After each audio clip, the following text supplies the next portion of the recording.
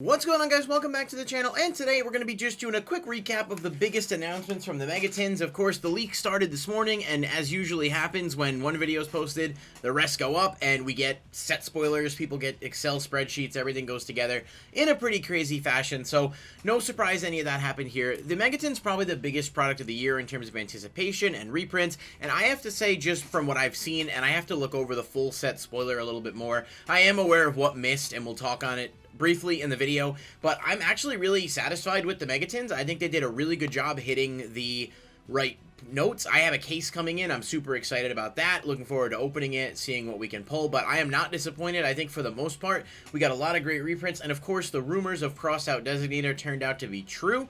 That is going to be a significantly influential card in the game that will probably be played at 3 in every side and or main deck until potential hits come for it. So just going to go through some of the stuff I thought was super noteworthy. Obviously starting out with tactics. If you guys do enjoy the videos, please hit the like button and comment down below. Let me know what your favorite cards are from the Megatins. Are you impressed? Are you disappointed? I really do think that like anybody that plays the game and you know, enjoys it and maybe wants to be able to get these things more accessibly should be happy about these tins, because there's a little something for everybody. And obviously, yes, they did miss access code Talker. It's not in here. The price will spike, I'm sure. We talked about it on a previous market video, how if it misses, it could end up going up more.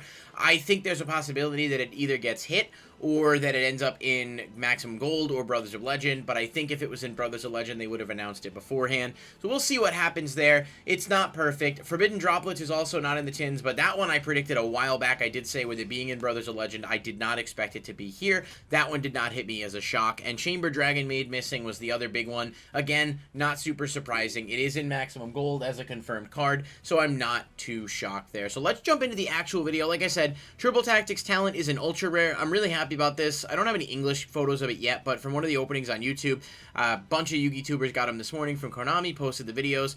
Tactics is great. It's a really good card. It's a much needed reprint. I'm hoping it'll be relatively affordable. If not, at least maybe I'll be able to pull a couple. I do think it's about time we got this one. Chaos Ruler, the Chaotic Magical Dragon, is an insanely good generic synchro, especially for light and dark decks. It was around 35-40 bucks. I'm super pumped to see this get a reprint as well. It's definitely one of the cards that I think had potential to miss, just because it felt like one of those sort of one-off kind of odd cards that could end up being saved for something later, like Chaos Dragon Legionnaire was back with the Megatins in 2019, but turns out that's not the case. We do get it here, and I'm super happy about that because it'll be affordable and good to have. Adamancipator Researcher and the rest of the Adamancipator cards are all in here. Researcher as an Ultra means it should be super cheap. It won't be short printed or anything. The whole deck's going to be affordable now. Granted, it won't be viable like it was back when Block Dragon and everything was around, but it's still really cool to be able to get the entire core now for what should probably be less than 30 bucks when all is said and done. Obviously, unless something ends up being shorted, but I don't believe there's going to be any shorts in here, so, you know, remains to be seen whether or not that happens.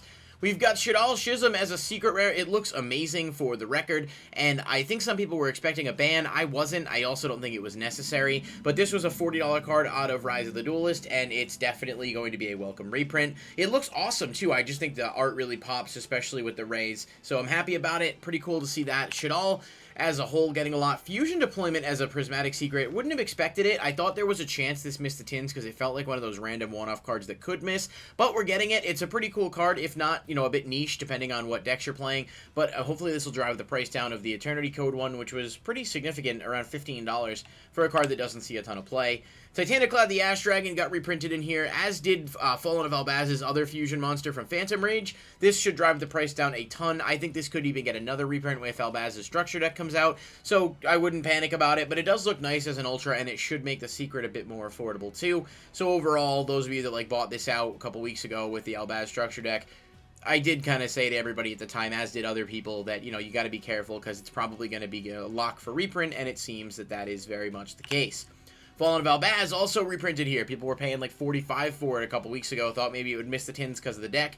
I didn't think they'd miss an opportunity to reprint him, especially because if people have him in hand, they can sell the deck more to say, yeah, you know, get upgrades for your Fallen of Albaz. There's more support in Burst of Destiny. The Despia stuff is coming out. I do think this could end up being a really good penny stock if it's super cheap when the tins drop, but we'll have to see what the actual ratios are and whether or not Albaz holds on to his price point. Right now, it's already going down in price on TCG Player, but it's still in the $25 range, and I think it may be a little bit before it gets to the point where I would say grab the secrets, but it's an option.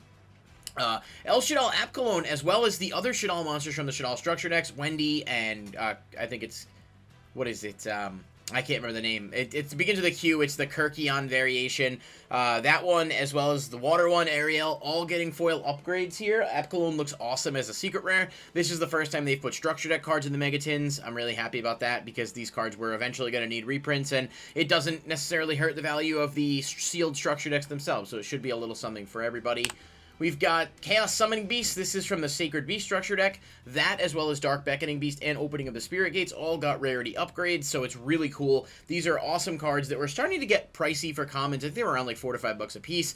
I know the Sacred Beast deck isn't exactly great or anything, but it's still cool to have the ability to get these. And speaking of Sacred Beasts, the actual Sacred Beasts themselves also got printed as Prismatic Secret Rare, so for collectors or people that maybe can't get their hands on the old tin secret rares, you do have the option to get those now in the Megatins.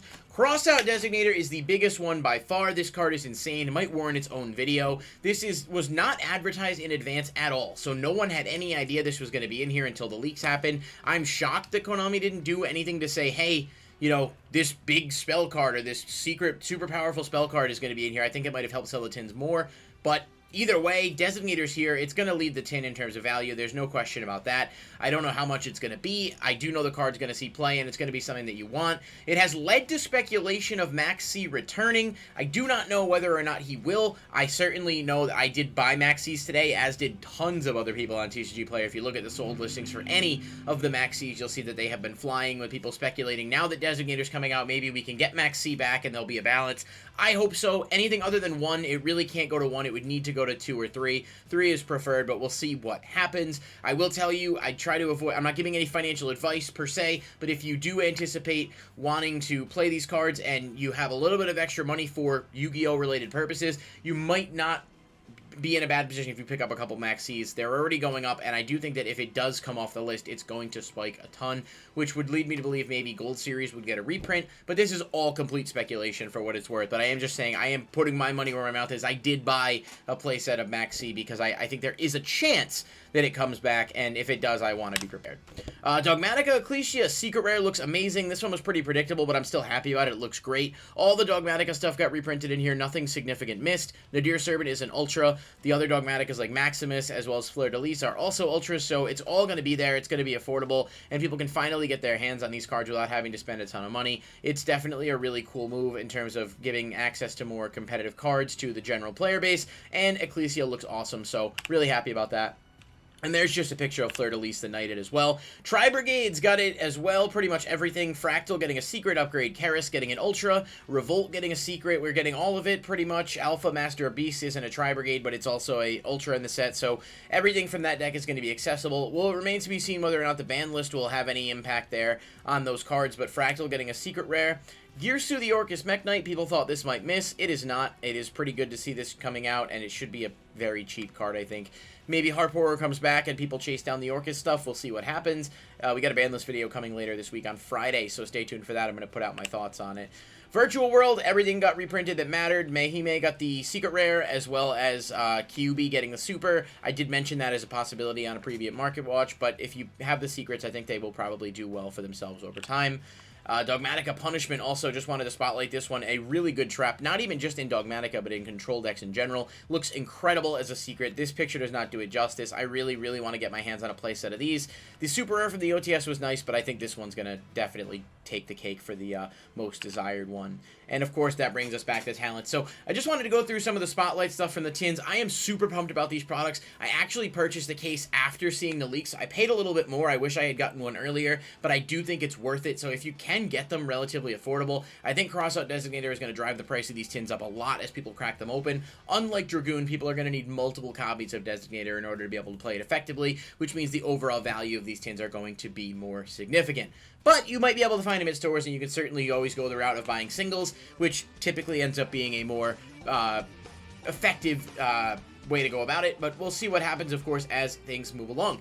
That's going to do it for this video. Thank you guys so much for watching. Let me know down in the comments what you think about the Megatins. Are you as excited as I am? Was there something else? You know, obviously Access Code Talker missing is a bummer, but I do think we'll get him, and we'll see what happens. But he could also get banned, so time will tell on that one. Thank you guys for watching, and I'll see you next time.